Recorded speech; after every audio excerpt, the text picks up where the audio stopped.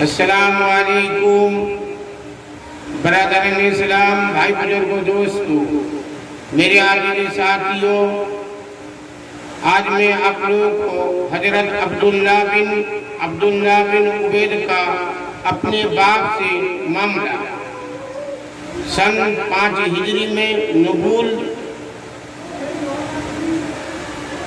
سن 5 ہجری میں بنو المستلق کی مشہور جنگ ہوئی۔ اس میں ایک مہاجری اور ایک انصاری کی باہم لڑائی ہو گئی۔ معمولی بات تھی مگر بڑھ گئی۔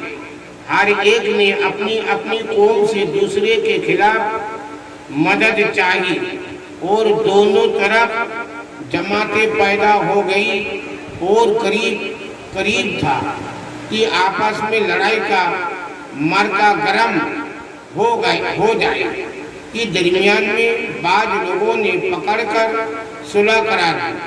عبداللہ بن عبی منافقوں کا سردار اور نہایت مشہور منافق اور مسلمانوں کا سخت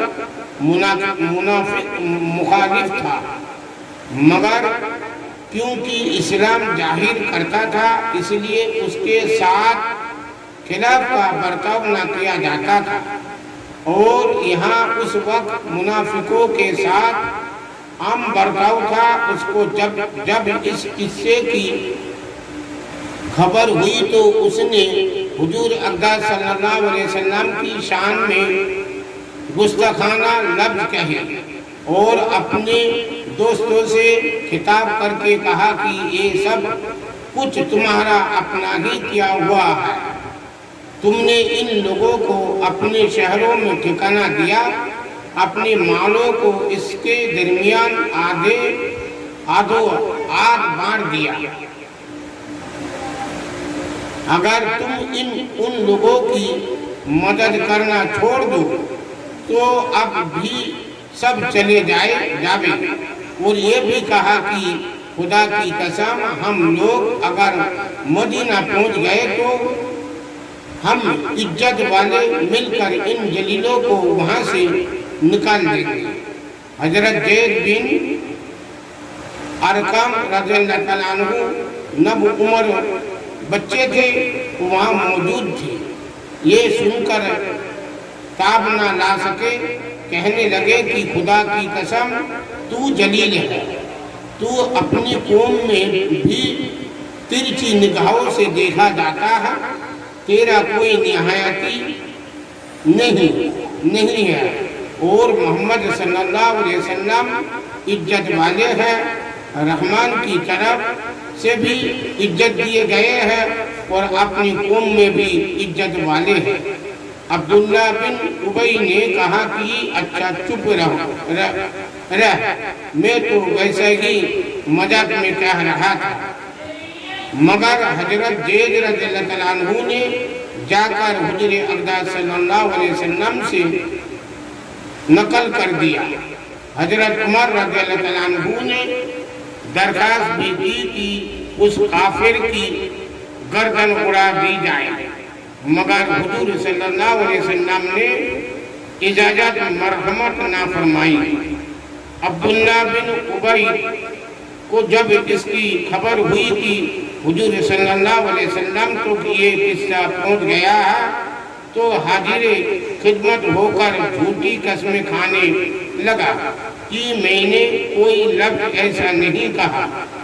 زید رضی اللہ تعالیٰ عنہ نے جھوٹ نقل کر دیا۔ انصار کے بھی کچھ لوگ حاضر خدمت تھے، انہوں نے بھی سفارش کی کہ یہ یا رسول اللہ عبداللہ قوم کا سردار ہے، بڑا آدمی شمار ہوتا ہے، ایک بچے کی بات اس کے مقابلے میں قابل قبول نہیں، ممکن ہے کہ سننے میں کچھ غلطی ہوئی ہو یا سمجھنے میں۔ حضور صلی اللہ علیہ وسلم نے اس کا اجر قبول فرما لیا۔ حضرت زید رضی اللہ تعالیٰ عنہ کو جب اس کی خبر ہوئی کہ اس نے جھوٹی قسموں سے اپنے کو سچا ثابت کر دیا اور زید رضی اللہ تعالیٰ عنہ کو جھٹلا دیا تو شرم کی وجہ سے باہر نکلنا چھوڑ دیا۔ حضور صلی اللہ علیہ وسلم کی مجلس بھی ندامت کی وجہ سے ظاہر نہ ہو سکے۔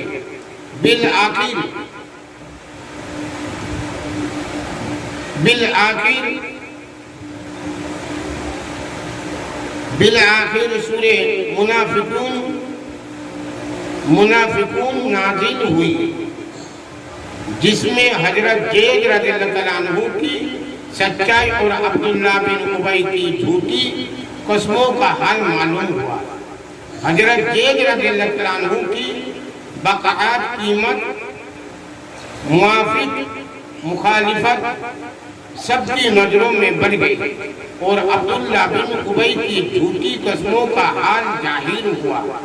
جب مدینہ منورہ قریب آیا تو عبداللہ بن ابی کے بیٹے جن کا نام بھی عبداللہ رضی اللہ تعالیٰ عنہ تھا اور بڑے پکے مسلمانوں میں تھے،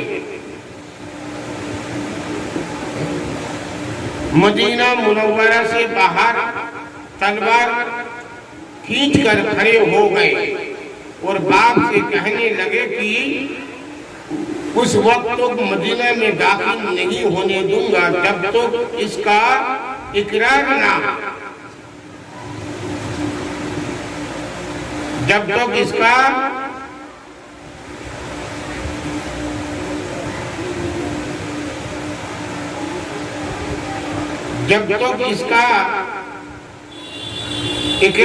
کرے کہ تو جلیل ہے اور محمد صلی اللہ علیہ وسلم عزیز ہے۔ اس کو بڑا تعجب ہوا کہ یہ صاحبزادے ہمیشہ سے باپ کے ساتھ بہت احترام اور نیکی کا برتاؤ کرنے والے تھے، مگر حضور صلی اللہ علیہ وسلم کے مقابلے میں تحمل نہ کر سکے۔ آخر اس نے مجبور ہو کر اس کا اقرار کیا، واللہ میں جلیل ہوں اور محمد صلی اللہ علیہ وسلم عزیز ہے۔ اس کے بعد مدینہ میں داخل ہو سکا۔